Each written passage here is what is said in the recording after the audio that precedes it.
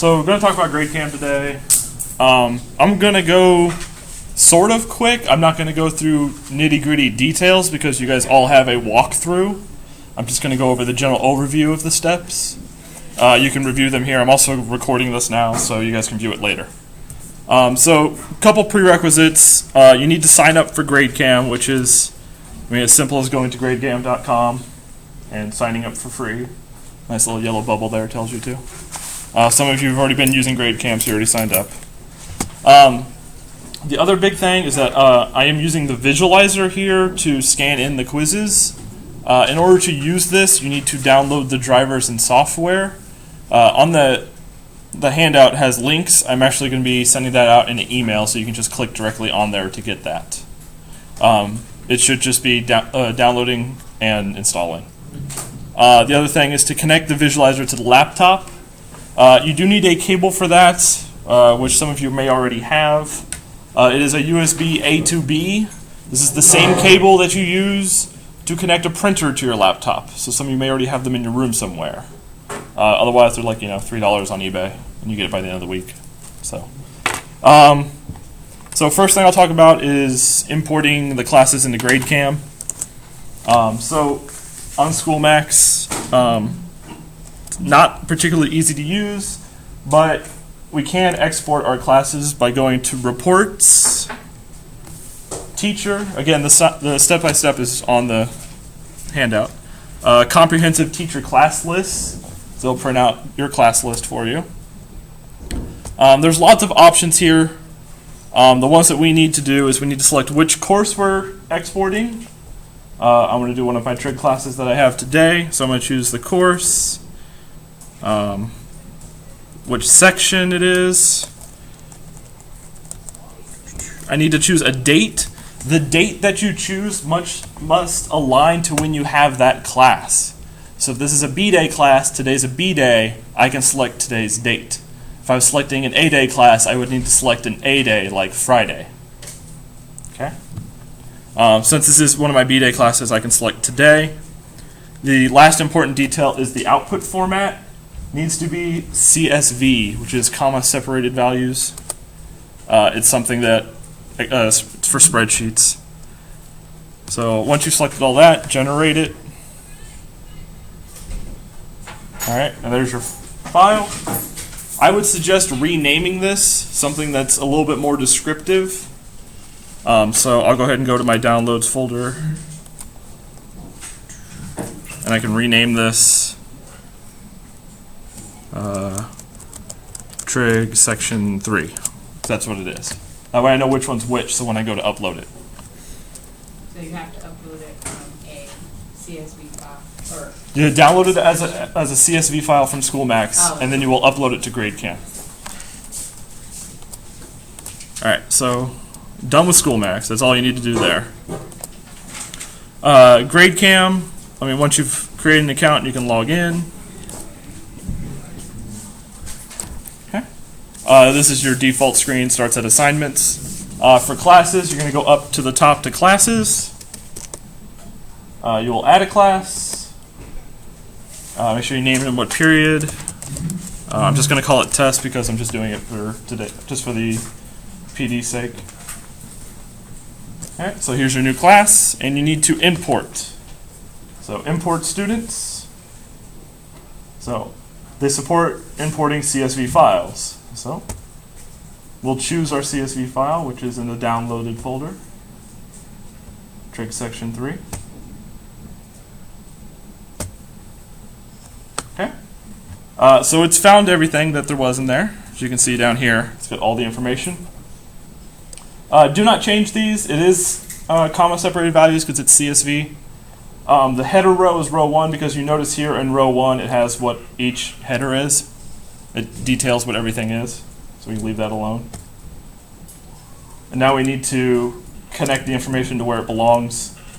The one issue with this is that SchoolMax, when it exports your class list, exports the name as one value. But Gradecam is looking for 2 different values, last name and first name. There's no good way to fix this other than making their full name be last name and first name, so it shows up twice. It's not a problem. You can still identify who's who. So their first name is their student name, and their last name is also their student name. Student ID should be their student ID, and the easiest way to do Gradecam ID is just to do the last 4 of their student ID.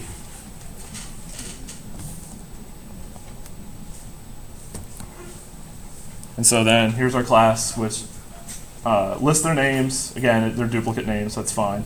And then the Gradecam IDs. And there you go.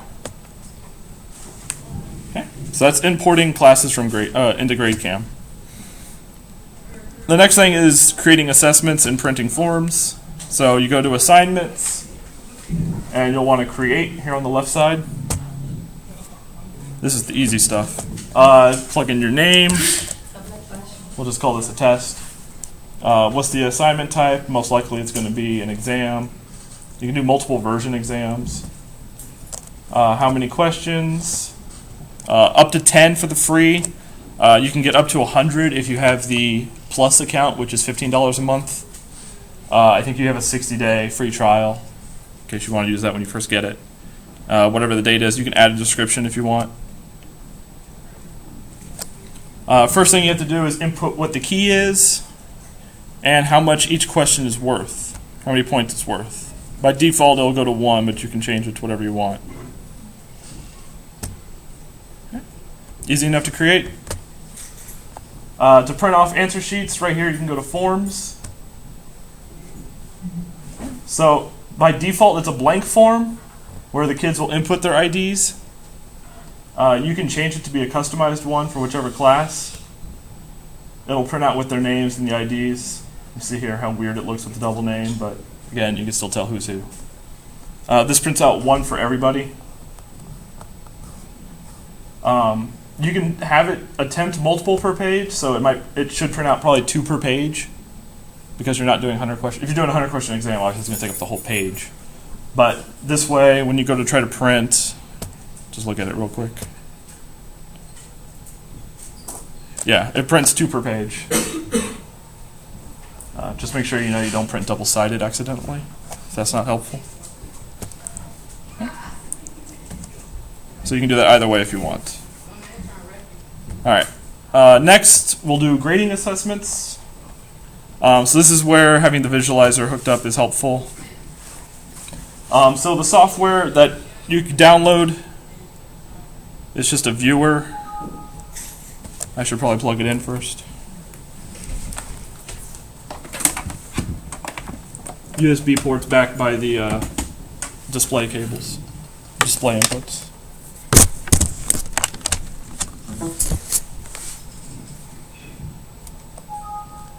All right, wait for it to install real quick. I've already installed you.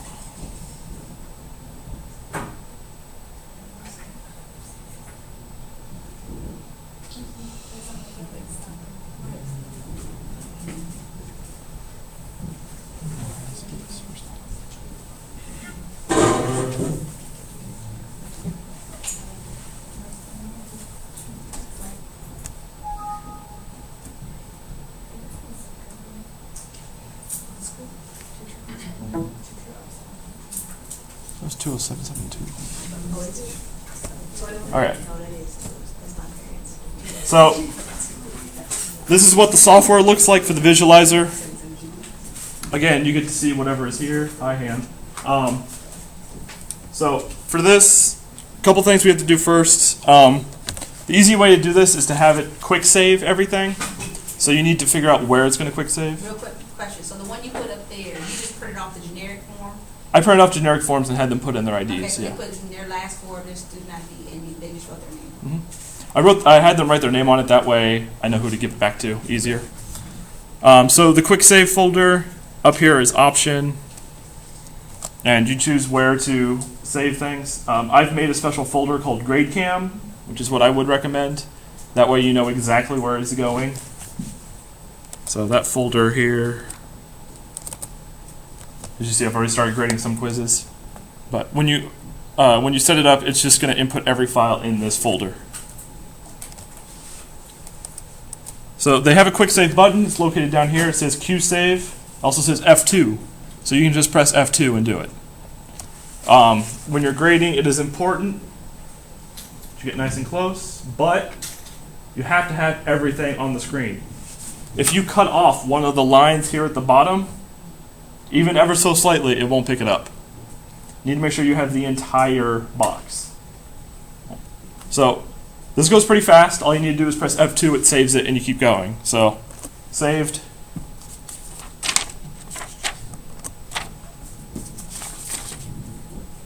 Line them up.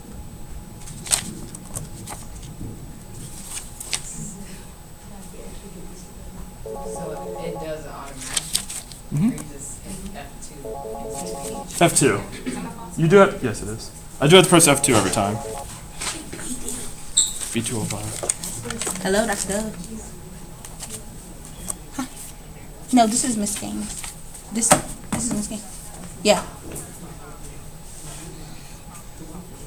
Oh, Miss Gant, is she on there? But we're in the middle of our PD.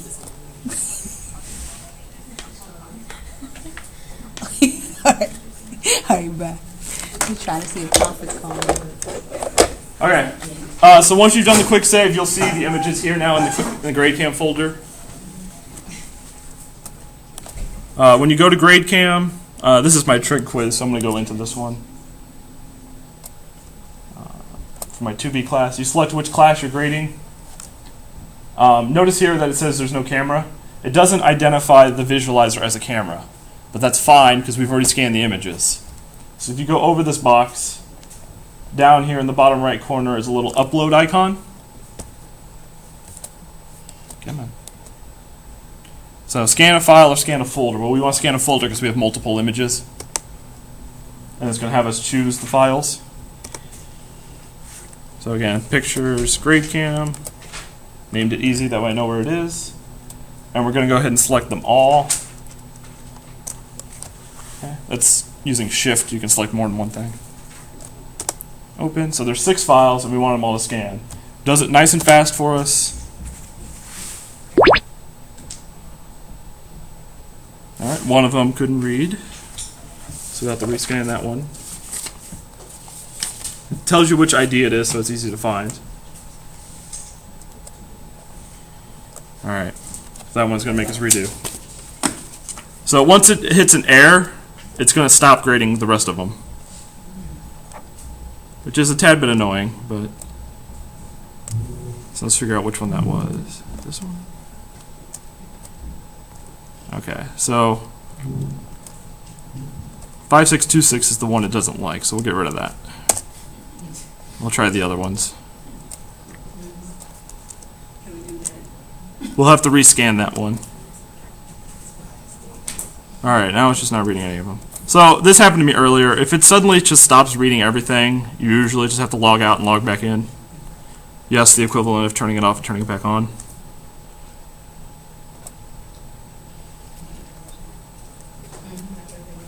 Yeah, so while we're at it, before we go back and try this again, we'll just rescan this one.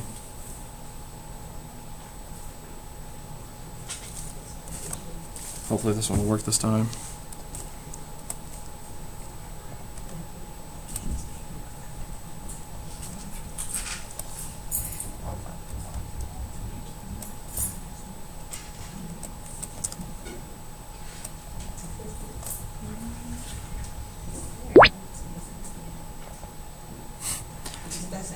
Yeah, it's the same one. All right. Does it matter if you do pen or pencil? It should not matter. 5282. So someone put in the wrong ID. That's one of the errors I have listed on the back side of that page. Is that if it comes up with student cannot find anyone with that ID, either they wrote the wrong number or they were added to your class after you imported it, which in case you have to add them manually. So I'll do that later. I'll try to figure out what's wrong with this one. When you do it in pencil, sometimes the light reflects off the lead, and then the camera won't read it. So it's better for them. Yeah, it'll work, but you have to shift it around for a while. Yeah, sometimes the lead markings get reflected by the light. So is it, have you been doing it in pen and maybe letting them write their things so have the extra blank sheets just there in case they mess up? Because how do you know, if they You can mess up? manually correct everything, so if I tell them just X it out, write the correct one next to it, and then I'll go back and change it. Okay. Yeah, so for instance, the one student that I had where it couldn't read the form, I had it mark it as blank this time. And I can edit through. Oh, you can work with them.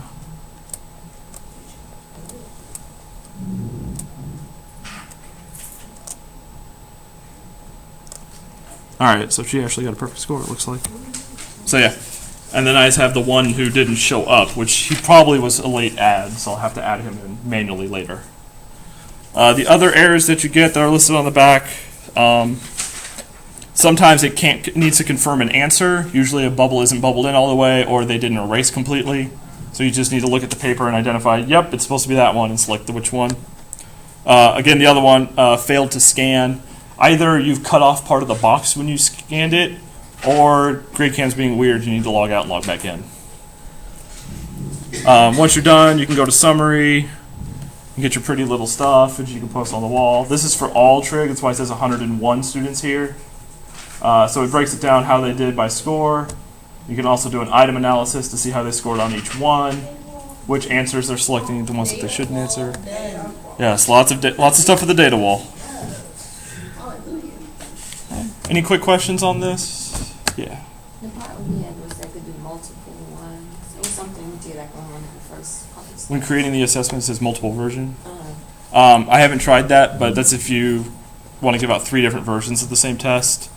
That way you don't want kids next to each other having the same test, or you want to give a different one to kids who didn't take it the first time, stuff like that. So when you did that answer key in the beginning when it was bubbling what the correct answers were, you would just have to do more than one sheet for I'm the part. assuming. I haven't walked through that before. I haven't actually done that one. So that'd be something to look up. Everything else okay? Alright. So again, I'll send out the walkthrough, that way you guys can click on the links, and I'll share the video because now it's done. Okay. And anybody in here who has used it before? Kenny? I know it's